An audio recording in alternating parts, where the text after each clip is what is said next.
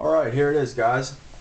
My AR-15 pistol is finally complete. And there's one thing I want to talk about real quick. The original Bushmaster receiver that I was going to use for this build, I ended up putting it aside.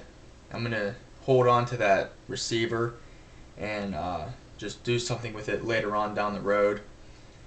So what I did was I took my Bushmaster AR-15 build with the Adams Arms piston system, and being as I bought that lower receiver as a stripped receiver, I can make it a pistol or a rifle. Okay, now even though I originally built it as a rifle, being as that stripped receiver was bought as a stripped receiver and I had to fill out my police database form on that receiver, which is this one right here, I was able to take the rifle buffer tube off and replace it with a pistol buffer tube, and now I can make it a pistol. Okay, so I no longer have my AR-15 piston build. I took the lower receiver and made the pistol build out of it right here. So no longer have a piston build, AR-15. I'm selling that upper receiver assembly to a friend at work, and this is what I've done with the lower. And like I said, the other Bushmaster receiver, I'm putting that aside. I'm just going to hold on to it until I decide what I'm going to do with it. So that's basically just a spare receiver. Okay, so the upper receiver, nothing has changed besides the addition of the quad rail. Alright, this is a Palmetto State Armory cold hammer forged 10.5 inch barrel with a 1-in-7 twist. It's chrome lined, you know, high pressure tested, mag particle inspected, all that good stuff. So when I installed the rail, I took the delta ring off, okay, because this is a free float rail, and the original A-frame front sight, I grinded the sight off and I grinded the bayonet lug off, and I had it rounded on a grinder, and I basically made a low profile gas block out of that original front sight. So that is what's under the rail. Okay, I just got a black paint marker to, you know, touch up your guns, and I just painted it up wherever I had to grind and cut, and it turned out really good. Original A2 birdcage is still on the barrel. Okay, so the lower receiver, I have the same Tango down pistol grip that was on the receiver when I had the piston upper on it. This is a KAK pistol buffer tube. Alright, I have a BCM end plate with a QD attachment. This is a Sig Sauer arm brace. Really like it, very high quality. It's not flimsy. It's very solid, stiff rubber. Awesome. And the buffer tube, as you can see, for the KAK buffer tube, the arm brace only slides on so far. Okay, there's an edge right here. And apparently this gap between the receiver, or the castle nut I should say, and the arm brace is about the same length as if the stock was in the second position on a rifle. Okay.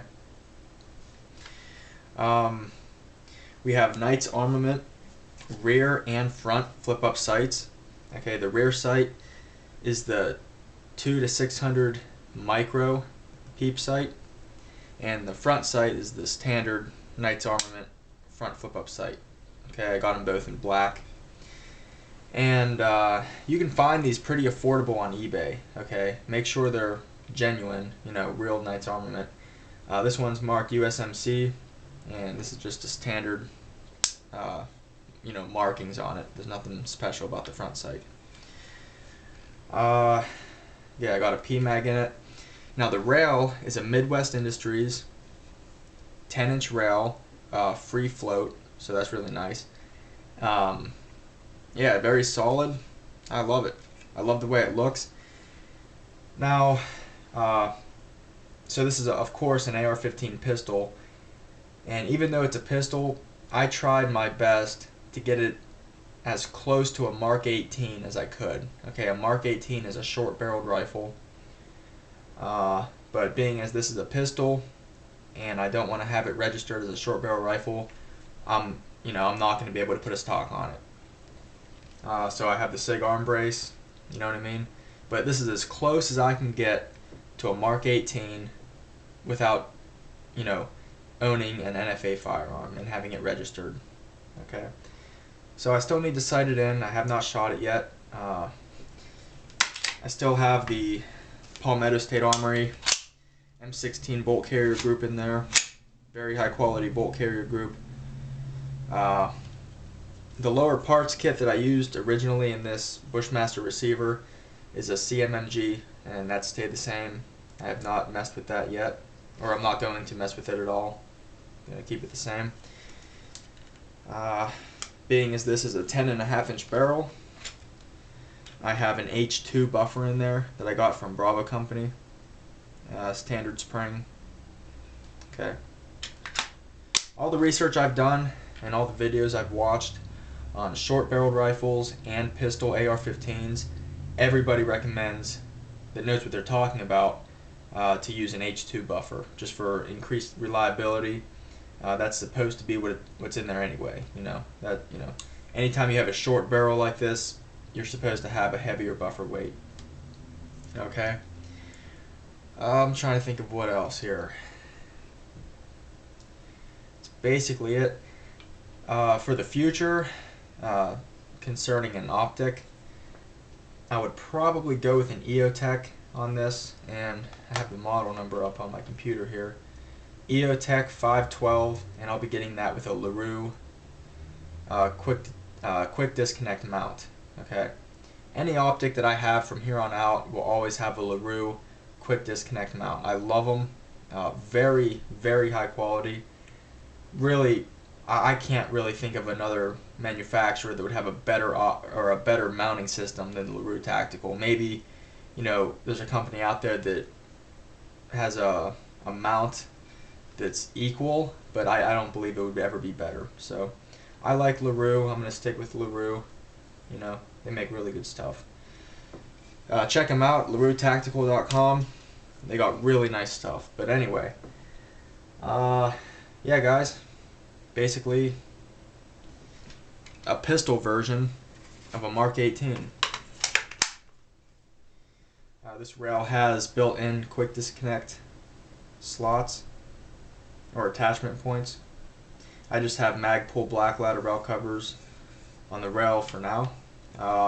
Possibly in the future I may get a Surefire Mini Scout Light, and once again I'm going to be using a LaRue Tactical quick disconnect for that.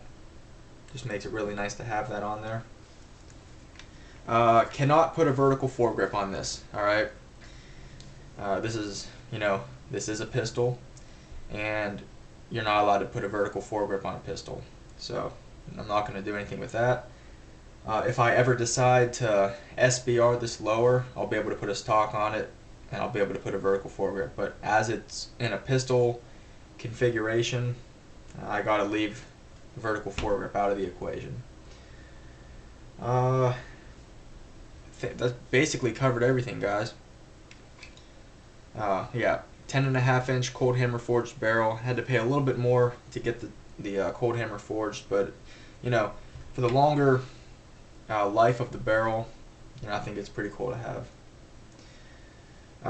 Yeah, guys, there it is. I'm loving it. Love the way it looks. Love the way it turned out. Really could not be more pleased with it. I can't think of anything that I would have done differently. Just a great compact setup. And what's cool about this, being as it's a handgun technically, you can have this in the car loaded, depending on your state and your local laws. Where I live, Pennsylvania, I'm allowed to have this in my vehicle loaded. So that's really nice. Nice short barrel, small package, in the AR-15. It makes a great vehicle weapon.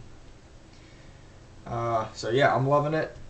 Can't wait to shoot it and see the reliability of it. I'm very curious to see how it's going to work with the short barrel, the M16 bolt carrier group, and the H2 buffer. Hopefully there'll be no issues, fingers crossed, and I'll be looking forward to updating you guys on the performance. Alright, see you soon.